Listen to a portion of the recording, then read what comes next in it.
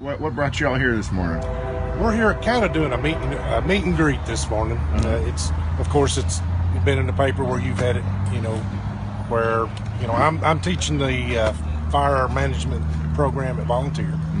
And it's a new program. They're having it at Volunteer in Cherokee. Doug Wood's teaching it at Cherokee, and I'm John Murnane teaching it up here. And it's to expose these kids to the emergency services, essentially. It's going to be doing fire training, but there'll be a lot of course, talking about hazmat, talking about EMS, the whole scope of emergency services. And we've got these departments: Goshen Valley, Churchill, and Carmel. Guys, they're here to support the program. Okay. And other departments around here are supporting. They're not here this morning, but we've got a lot of support from the community. Well, I haven't covered this county for so long. I know that the local fire departments are always looking for new volunteers, and I guess that might be one of the motives for the new class. It is. Get people ready, get youngsters ready for that kind of It is, and a lot. I think some of these kids will probably come out and go into the fire service. There's paid departments around here that they can do it, but your majority of your kids are going to go on and do something different. But being exposed to the fire service, hopefully they'll volunteer in their local communities. That's what we're trying to do, is expose them to it, get them some training, and by the time they get 18, when they reach 18, they can test for the state, for the Firefighter 1, and get their certifications and go to work if they want to. And so with your course, it's a 2-semester program right now, is that right? It is. And so when they complete that, where will they be as far as their standing in the fire service? What would they need to do from there? They'll have to take the state practical test, and they'll have to take the state written test. And hopefully we'll have them up to that point where they can do it. That's what I was. That's the goal. That was my follow-up question. How do you prepare them for that? What are they going to know after they're done with you that they won't know right now? We go through the essentials book. This is the firefighting book for Firefighter 1 and Firefighter 2. So this is the book we're going to be going through, and hopefully we'll get through a lot of this book. By the time they get to the point they're 18 and ready to test. And it's just, and I'm sure as being a new program, there's going to be some trial and error in it, trying to get them to that point. So, but there's going to be there's hands-on. We're going to be having hands-on training. But it's going to.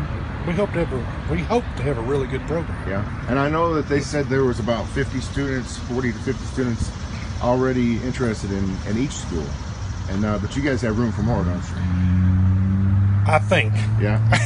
It all That's depends. What I was told. I guess so. It all depends on how they can schedule it. It comes up to the people doing the class schedule. Okay. So what are you guys doing here today then? It's just out here to just let the community, if they want to come out and look at fire trucks, talk about it. Talk about the class. If they're interested in taking that class, we'll talk to them about it. Now, you're a local boy? Retired from Kingsport Fire Department. Did you go to volunteer? I went to Cherokee. Okay. So but I told them that was one of the hard things, was coming to volunteer. It's going to be during the football game between the two schools. That's going to be tired on your loyalties, isn't it? It'll be tough. But they didn't have a program like this, obviously, when you were going to school. Do you think it would have made a difference for you as far as getting you ahead of the game? What I did in high school when I was at Cherokee, they let me go to EMT class 2 days a week during school. Oh, okay. So at that time it was at Holston Valley. It wasn't at college like it is now. So they let me take off. I come in at lunchtime on, I think it was Tuesday and Thursday, and they gave me the opportunity to go to EMT class. So, and that's what got me started into this profession. Is they let me go to class, and by the time I got out of high school, I had my EMT, and I went on and got my paramedic, and then eventually I got into the fire department side of it. So that high school exposure made a big difference. It made a difference in my life. Okay. Big difference. And also, we're talking about in helping the future of the local volunteer departments, but it's also a career option too, isn't it? It is, and that's my focus, is because I know. We don't have a huge, right now we do have departments hiring. So if anybody's looking for a job right now in the fire service, there are departments hiring.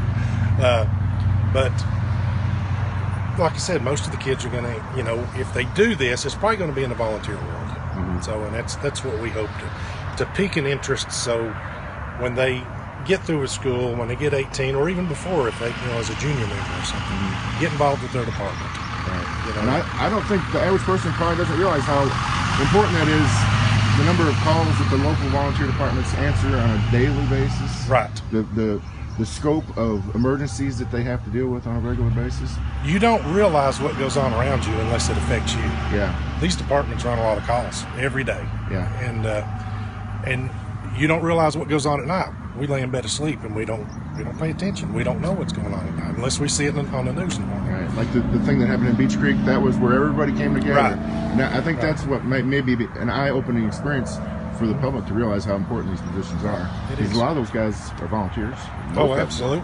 Most of them are. Most of them are volunteers. One thing I wanted to see if I could get you guys to touch on is the difficulty in getting new recruits in and, you know, replacing the old timers when they phase out. Well, we're kind of going through that transition at Kingsport, and where we've had several guys retire. It's a lengthy process to get hired. You know, they had to do physical agility test, a written test, and then do an interview. And, you know, as these, like John, where he retired, he had 30 plus years in the fire service, and then you bring somebody in that's, you know, that don't have any experience. It's hard to try to get them up to speed to replace that person that's been there 30 years. So, okay. But it all works out in the end. And then the volunteer departments, you know, they're not even going to pay you. So no, that's probably even a tougher.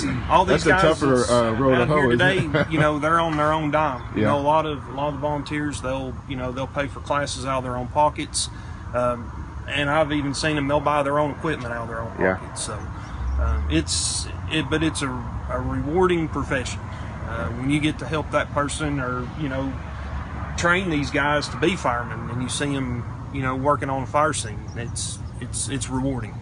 It's really rewarding. Chief, do you want to touch on that? The volunteer service aspect of it, the difficulty in keeping your numbers up. It is hard. Like he was saying with the training, as far as them being able to go and do the training when they got the time to do it, because, you know, like all of us right here, we all work another job. Right. So, and we might have to work overtime. You might have a Saturday class, and then all of a sudden, bam, your job calls you and says, "Hey, I got to have you." You're not able to go do it. So it is hard. And like he was also saying, it is another thing that's hard is a lot of the stuff we do have to buy out of our own pockets, you know, and it's rough on us. And I know a lot of your time's probably spent fundraising. Yes, we do have a lot of fundraising that we have to try to do to be able to just make some money to pay some bills or be able to buy some new equipment or something like that. Yes. Okay. Well, what do you guys think about this new program going up in Hawkins County at both the high schools? I believe it's going to be a real good thing that they're going to do. Yeah. And I hope it does spark the interest in the young kids and get them interested in doing this, because it's dying. I mean, every day, you know, you're losing volunteers every day. You ain't got nobody wanting to really come out and do it anymore, because volunteers, it's a lot harder to do it on the volunteer side, because, like I said, you're on your own dime. Yeah. You know, you ain't getting paid to do it. So it's rough. It's a lot of work for. It's a lot of work for no financial reward. Yeah, no financial reward. Now, as far as being able to serve your community, I mean, that's a good reward right there. Just knowing that you help somebody in the community.